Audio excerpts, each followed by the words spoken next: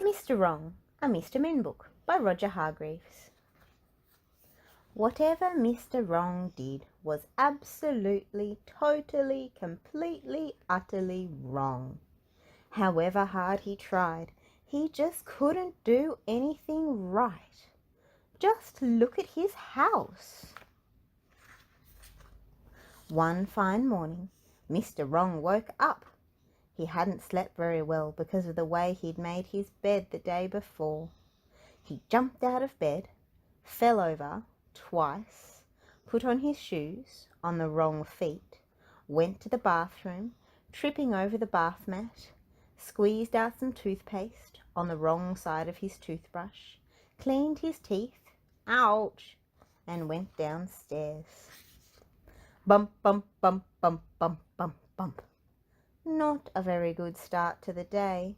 In fact, his usual wrong start to the day.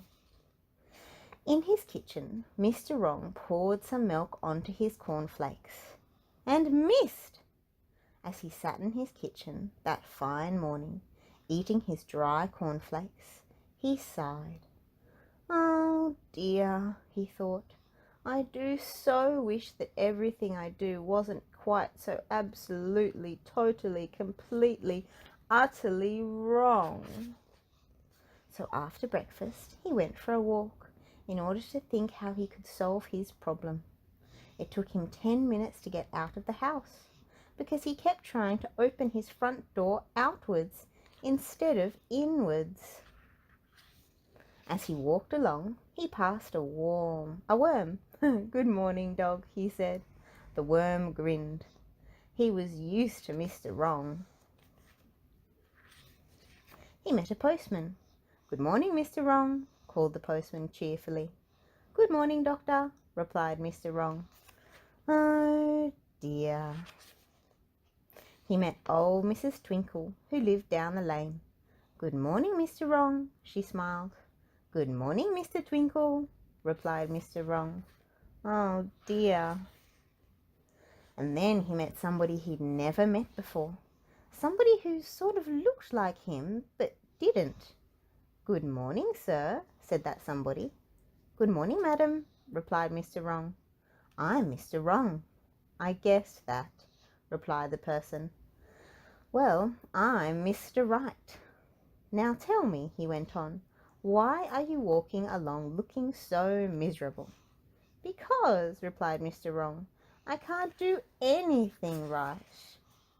In which case, said Mr. Right, we'd better do something about it. Follow me.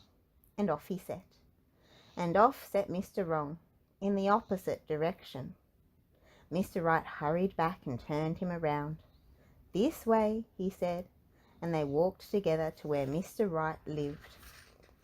It was a house which somehow looked something like Mr. Wrong's house, but different. Mr. Right took Mr. Wrong into his living room. I think, he said, that the only way you are ever going to change is for you to come and live with me for a while, and you may end up being not quite so absolutely, totally, completely, utterly wrong about everything. Sit down, he said, and we'll talk about it. Mr. Wrong sat down and Mr. Wrong stayed with Mr. Right for a month, and during that time he changed. After 1 week, he was slightly less wrong than he had been before. After 2 weeks, he was even more slightly less wrong than he had been before. And after a while, after a whole 4 weeks, he was a changed Mr. Man. You could hardly tell the difference between him and Mr. Right. Don't you agree? Mr. Right was delighted. Told you, he cried. Told you that everything about you might end up being not quite so absolutely, totally, completely, utterly wrong. In fact, he continued, you really turned out all right. Mr. Wrong blushed. It was quite the nicest thing anyone had ever said to him in the whole of his life.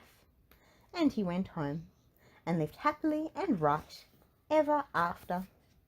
Now, you probably think that's the end of the story, don't you? Well, it wasn't.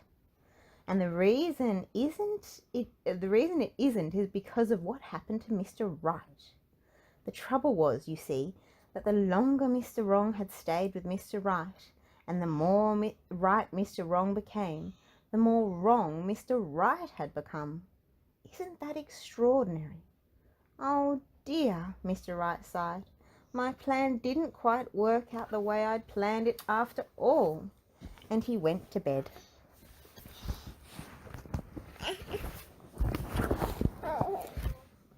In the bath.